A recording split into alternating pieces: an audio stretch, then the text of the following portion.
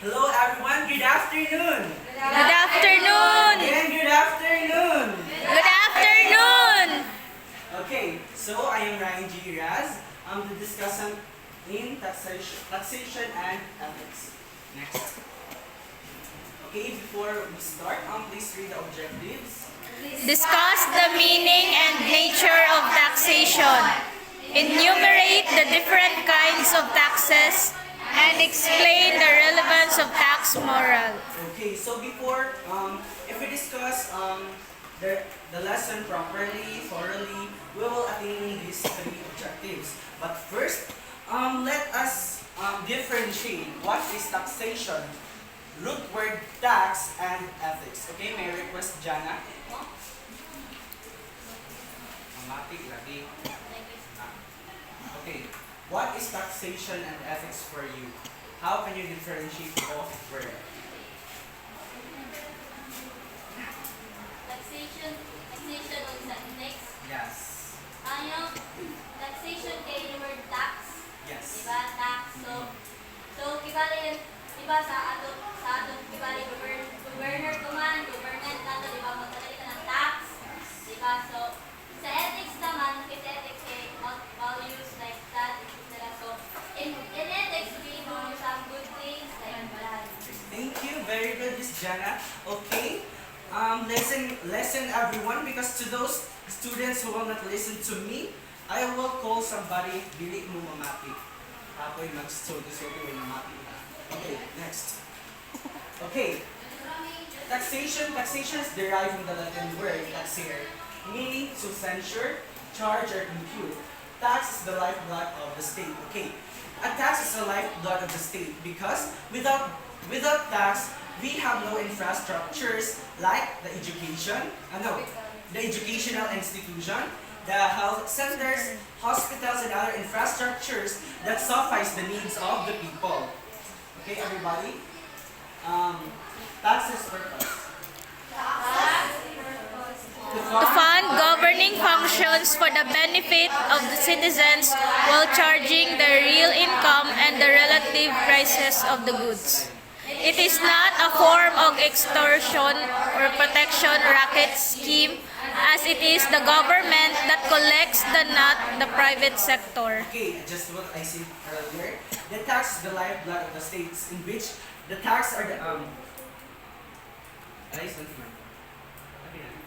Okay, tax is the lifeblood of the state, in which the taxes are the one who suffice the needs of the people, and of course, the taxes are collected by the government, in which dili siya matawag na kanang extortion or kaning pangungurakot, because the government are the one who collects the taxes. But there's some people who think in their mentality that the government are the one who corrupts the money, the funds of the people. So we will talk about that later. Next. Okay, according to Benjamin Franklin, in this world, nothing can be said to be certain except to death and taxes. Of course, we have no,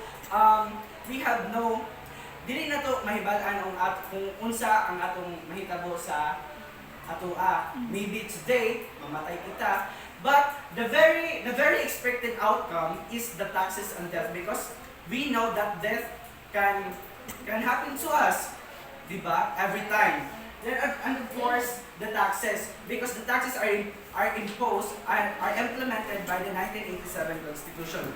Kibali, the death and taxes are kibali constant na siya, kibali expected na siya na yun na other happenings to us in our life, we can't be determined in that kind of situation.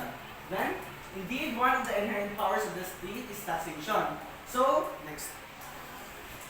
There are three inherent powers in the state. There are police power, power of eminent domain, and taxation power. Okay, everyone, please read the police power. Describes the basic right of governments to make laws and regulations for the benefit of their communities. Okay, diba we have three organs of the government, which are the? No! Three organs of the government. Legislative, executive, and judiciary. Isa? Judiciary. Okay. Executive, legislative, and judiciary. So the purpose of, okay, the organ legislative are the one who process the law, who makes the law. And of course, the legislative, di ba, ang mga House of Representatives, the senators are the one who make the laws. And of course, they implement the laws. But of course, i-check yan sa judiciary. So, sino sa'y mag-implement? Di ba ang mga police officer? So, the police power are the one who implement the laws like kanang itong bawal lagi mag-helmet, di ba na mag-1-1, ana. So, kibali, the police power are the one who implement the law, who take the actions para ma-recognize ang law. Then, power of eminent domain, everybody.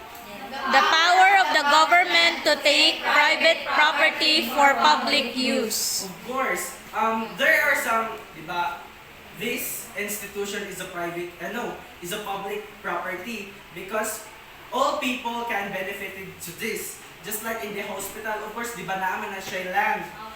Kibali, maybe there are some agreement or paliton niyo ng government para it is the use of all people, maka-benefit ang tanan.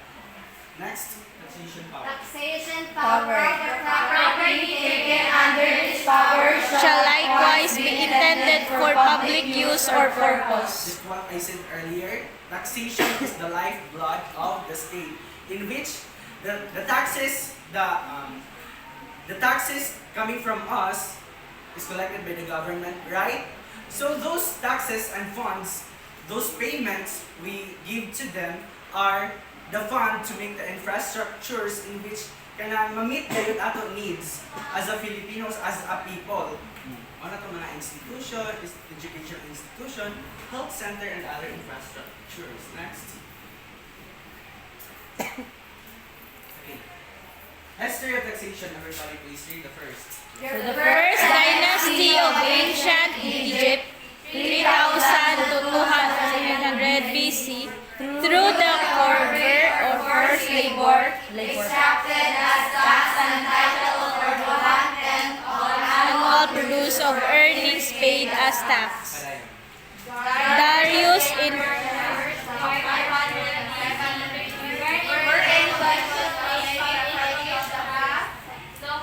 governments on the basis of their supposed productivity. Okay. So in the past, there are taxes na in which dili pa gyud ingon siya gitawag na tax. So in Egypt, it is called corvée or the forced labor, in which today in the present, di ba, kwarta ato hinahatag sa ato taxes. But in the Egypt, it is labor. It is a forced labor in which amoy yaon ila taxes. Yes. As kibali, as compensation of their taxes. Instead of money, they are forced to labor. Then in Persia, diba, today, the one who collects coming from the taxes coming from the provinces down to barangay is the BIR, the Bureau. Okay, the BIR, Bureau. Basta yaon, BIR yaon. Then within the barangay, kanang barangay treasurer. So in the Persia, ang ga-collect sa taxes is the sacrifice, in which amo yaon ang local government unit sa ana nga time. Then in Greece, it is called Ishpora and tributes for Rome. Next. Okay, there are common kinds of taxes.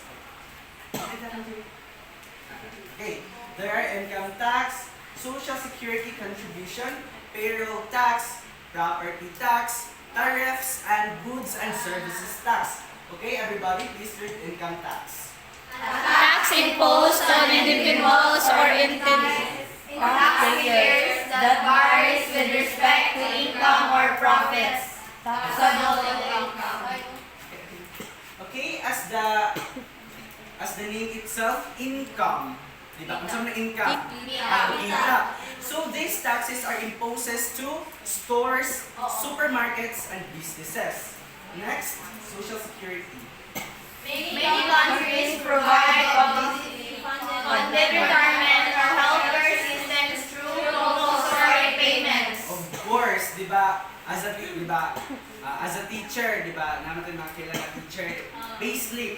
In their payslip, na ayon naka-indicated may sa Land Bank, SSS, PhilHealth, and those are kanang every month na ila ginabayaran in which amo yaon fund para magamit nila if hintay sa PhilHealth, amo yaon kuha ibalik nila kaya kita murag makales sila. Then for retirement, amo yaon sa Land Bank, SSS, Pag-ibig, ibalik fund yaon gina-save nila from the very beginning na makuha nila at the end. If dili po ingon nga magloan nga wa kay utang ana nga bangko.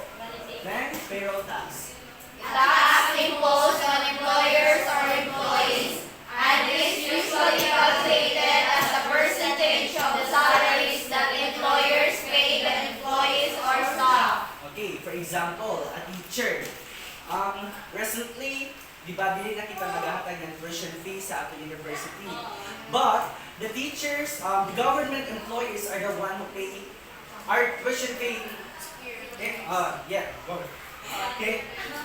The teacher, the government employee are the one who pay our tuition fee by taxes. Amo yaon ang payroll tax in which every month kaltasan yaon ng ila taxes para for us para maka-eskwela kita na Free. o gani, free tuition fee. Katong bagong i-implement ni President Duterte.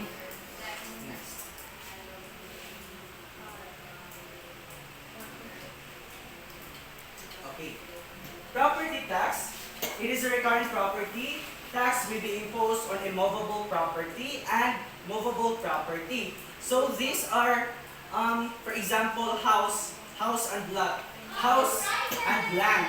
Diba maghatag kita? So for example sa amo, sa Burgos, naghatag kami ng 50 pesos every year because the land nga gibuild sa amo bahay is for kami nagbahin ana kay murag kuan siya. Kana bitong erihin siya in which kaning ibali bayin-bayin sa iyong pagpalit. So those every year maghahatag kami ng 50 pesos as to compensate sa taxes sa anak nga land. Pero lahi sa bitong sabay kay murag kaning tag 2 bitaw tag 2 usay mag 2 usay to 1.5 ana siya. Then goods and services tax, these are the tax that impose on goods and services. Ibalik pintahay kaning tinapa. Ang original price ng tinapa is 15 pesos. Pila na yung tinapa sa 20? 20. Sa supermarket pa. 20. Depende sa brand. Inong kalaman na to. 15. 15 ang miga nga tinapa. That is the original price. Instead nga, ang supermarket, ang shoppers, ang titi, ang Princeton magabayad sa taxes, ila yung patungan ng 5 pesos. Ila na? Ang pa? 20 sa supermarket.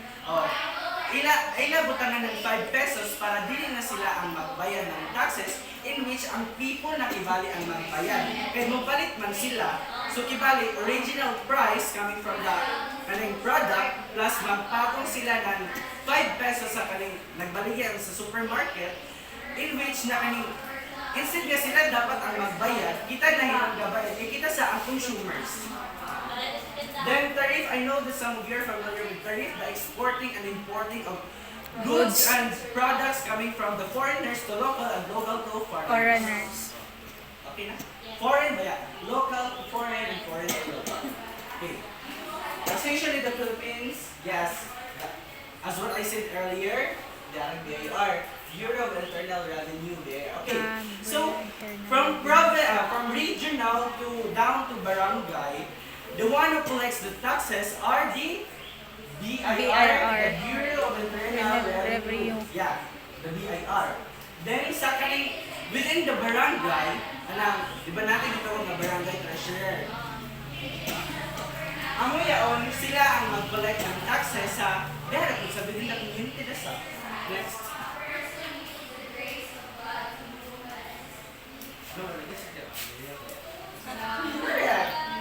Okay, tax laws in the Philippines are governed mainly by the 1987 Constitution of the Philippines. Diba? there are many laws implemented by the 1987 Constitution, like in education, like ito sa katong mga laws na to.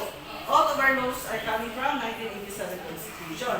So, anybody from the group, can you differentiate, or is there something relationship between tax evasion, tax evader, and tax avoidance? Relationship, definitely some differences. I need your opinion lang. Okay, anyone?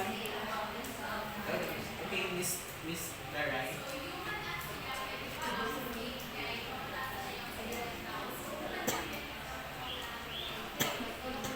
Okay, so tax evasion is the illegal non-payment of tax that is punishable by law. Tax evaders deliberately misrepresent the true state of their financial affairs, while the tax avoidance may be done by making a tax deferral plan or a plan to delay payment of taxes until a later date. So when we see tax evasion, these are the process na kanang dili kita mubayad ng atong tax. It is kind of a responsibility. Then, ang tax evader, di ba, mana kita ng tax evasion, it is the process. Well, the tax evaders are kita. Kita is a person. Then, as the law is stated, we are imposed as a tax avoidance, in which dili na kita magbayad ng atong taxes, na mag-donate pa gayud kita sa mga charity institution like orphanage. Kibali, two consequences na ang atong gikuan sa government, in which the taxes na ato ihatag ng government, and of course, nga mag-donate sa kita sa mga charitable institutions sa like orphanage. So, amoy ang ila relationship. Next. Okay. Everybody, taxation and ethics. Taxation and ethics. Power of any state. The rationale behind this requirement is that the state serves the taxpayer by affording the security, Rights and privileges. Sadly, there is nowhere that anybody can go without having to pay taxes. For some radical political philosophies, taxation in a sense can be considered the thief because the state is seen to transgress rights in enforcing compulsory tax collection. Okay, so di ba may ana ako na tax is a lifeblood of the state, in which all the taxes coming from us is dapat hinuha ng government as a fund para ma-meet atong needs. Ma-meet atong needs, like from education down to our health and security. But sadly, di ba, makaingon kita nga kaning dili kayo ingon siya dapat i-impose or i-mandatory na maghatag kita ng tax, because there are a lot of people na naa sa laylayan na feeling na to nga it is kind of unfair to those people na kanang gamay lang kayo ang income, unlike sa kanang mga rich people na instead nga kaning dapat matabangan ang mga nasa laylayan to enhance their livelihood, to enhance their life, musamot pa hinuon siya duok. Ibali mo samot pa siya pagkapobra because of that imposed by the tax. Kaya di ba, makaingon kita nga kaning there are some very controversial na din na kaning issue nga kanang corruption. Dili kayo na malikayan. Okay, of course, instead nga dapat the government use our funds, our taxes to kaning unahon kita a desert ilang selfishness, ilagay yun na ang ilang selfishness for personal interest. Okay, next. Okay, tama sa persons too. Everybody please read. This is the idea that the law applies to all, otherwise none at all. According to Alexander Woods, international relations theory, states are persons too. Okay, okay, di ba, did you observe na in Mercury drug, di ba, na nag-impart ng mga vehicle, like sakinan and motorcycle. Di ba yung mga bata yon or mga 20 plus na kanang magbutang ng mga cartoon? Cartoon. Di ba, as what I said earlier, that's goods and goods and services tax.